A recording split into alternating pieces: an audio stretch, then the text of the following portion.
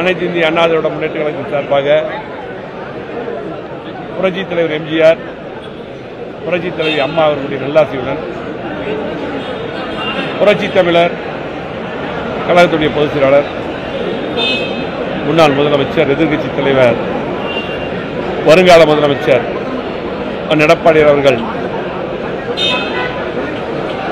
கழகத்துடைய வேட்பாளர்களாக, வெற்றி வேட்பாளர்களாக கோவை பாராளுமன்றத்திற்கு ராமச்சந்திரன் அவர்களையும், பொள்ளாச்சி நாடாளுமன்றத்துக்கு கார்த்திக் அப்புசாமி அவர்களையும், நீலகிரி பாராளுமன்றத்திற்கு லோகேஷ் தமிழ்ச்செல்வன் அவர்களையும் அறிவித்துள்ளார்கள். இன்றைக்கு 3 வேட்பாளரும் இங்கே இருக்கிறார்கள். இன்னும் தமிழ்நாடு முழுவதும் பாண்டிச்சேரி உட்பட 40 நாடாளுமன்ற வேட்பாளர்களையும் அதிமுக மற்றும் கூட்டணி கட்சிகளுக்கு அறிவித்து ஒரு இடைத்தேர்தலிலே, சட்டமன்ற இடைத்தேர்தல் வழங்குவதிலே அதற்கும் அதிமுக சார்பாக வேட்பாளரை அறிவித்து இன்றைக்கு அதிமுக தலைமையிலே, எடப்பாடியார் தலைமையிலே வெற்றி கூட்டணி அமைத்து இன்றைக்கு தமிழ்நாட்டிலே மட்டுமல்ல, இந்தியாவில் மட்டுமல்ல, உலகத்திலே 7வது கட்சியாக, இந்தியாவில் பெரிய கட்சியாக, 2 கோடி உறுப்பினர் கொண்ட கட்சியாக அதிமுக இன்றைக்கு எடப்பாடி தலைமையிலே வெற்றி வேட்பாளராக எங்கள் பொதுச்செயலாளர் அறிவித்துள்ளார்கள். கண்டிப்பாக வெற்றி உறுதி. ஏனென்றால் இன்றைக்கு களத்தில் இருக்கக்கூடிய எங்களுடைய வெற்றி வேட்பாளர்கள் இன்றைக்கு சிறப்பான முறையில் செயல்படுவர்கள் மட்டுமல்ல, படித்தவர்கள் மட்டுமல்ல, இந்த கழகம் பொன்விழா கண்ட கழகம் 31 ஆண்டுகள் இன்றைக்கு ஆளுகின்ற கட்சியாக இருந்து புரட்சித் தலைவர் எம்ஜிஆர், புரட்சித் தலைவர் அம்மா, எடப்பாடியார் என்று பல்வேறு திட்டங்களை தந்து, குறிப்பாக இந்த 3 வேட்பாளர்கள் கோவை, அதே போல நீலகிரி, திருப்பூர், இதெல்லாம் வரும். இந்த 3 பார்லிமெண்ட், இந்த 3 பாராளுமன்ற தேர்தலும் குறிப்பாக இந்த பகுதிக்கு மிகப்பெரிய வளர்ச்சியை, குறிப்பாக அம்மா அவர்களும் எடப்பாடியார் அவர்கள் இருக்கும் பொழுது பல்வேறு திட்டங்களை 50 ஆண்டுகளான வளர்ச்சியை கொடுத்து இன்றைக்கு அத்திக்கடை வளர்ச்சி திட்டம், அதே போல ஸ்மார்ட் சிட்டி, கூட்டுக்குடிநீர் திட்டங்கள், பாலங்கள், சாலைகள், அதிகமான கல்லூரிகள் என்று சொல்லிட்டே போகலாம்.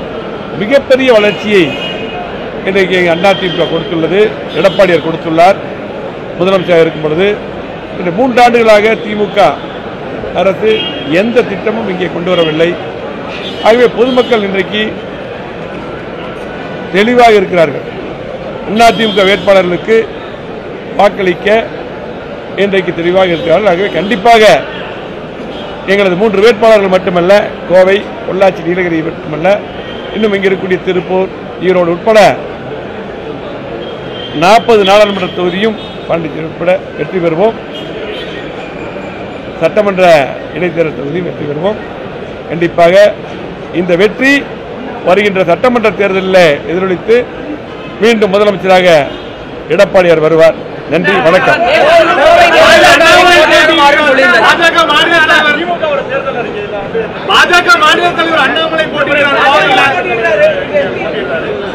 இல்ல, அதாவது நான் சொல்றேன், இன்றைக்கு மத்தியில் பாரதிய ஜனதா கட்சி ஆட்சியில் இருக்குது. இன்றைக்கு இங்கே திராவிட முன்னேற்ற கழகம் இருக்குது. இன்றைக்கு கோவை மாவட்டத்திற்கு திட்டங்கள் தந்ததெல்லாம் பார்த்தீங்கன்னா அதிமுக. அது மட்டும் இல்லை, பெட்ரோல் டீசலை விலை பொறுத்தளவுக்கு திமுக பேசவே கூடாது. நாங்கள் சொன்ன வாக்குறுதிகள் எதுவுமே நிறைவேற்றல. 520 வாக்குறுதிகள் தந்தாங்க. அதுதான் எங்களுடைய பொதுச்செயலாளர் எடப்பாடி அவர்கள் தெளிவாக சொன்னார் பேட்டியில். எந்த வாக்குறுதியும் இந்த 3 ஆண்டுகள் நிறைவேற்றல. ஆகவே அதிமுக வாக்குறுதி தந்தால் நிறைவேற்றுவார்கள். அது மட்டுமல்ல, 37 எம்பிகள் 14 அம்மாவுடைய தலைமையில் வெற்றி பெற்று, அதுக்கு எடப்பாடியார் இருக்கும் பொழுது காவிரி மேலாண்மை வாரியம் அமைப்பதற்காக நாடாளுமன்றத்தை 22 நாள் கொடுத்துருந்தாங்க. ஆனால் 38 எம்பி திமுகவிலிருந்து எதுவுமே செய்யல. ஆகவே இன்றைக்கு நாடாளுமன்றத்தில் பொறுத்தளவுக்கு தமிழ்நாட்டுடைய உரிமையை மீட்க எங்களது அதிமுக மற்றும் கூட்டணி கட்சி வேட்பாளர்கள் வெற்றி பெற்று நாடாளுமன்ற உறுப்பினராக கண்டிப்பாக உரிமையை மீட்டெடுப்பார்கள். ஆகவே எங்களுக்கு வெற்றி உறுதி. ஏனென்றால் சொன்னதை செய்யக்கூடிய இயக்கம் அதிமுக. அதே போல சொன்னதை செய்யக்கூடிய இன்றைக்கு எங்களுடைய தலைவர், பொதுச் செயலாளர், முன்னாள் முதலமைச்சர், வருங்கால முதலமைச்சர் எடப்பாடி அவர்கள் மட்டும்தான். மக்கள் தெளிவாக இருக்காங்க. நன்றி, வணக்கம்.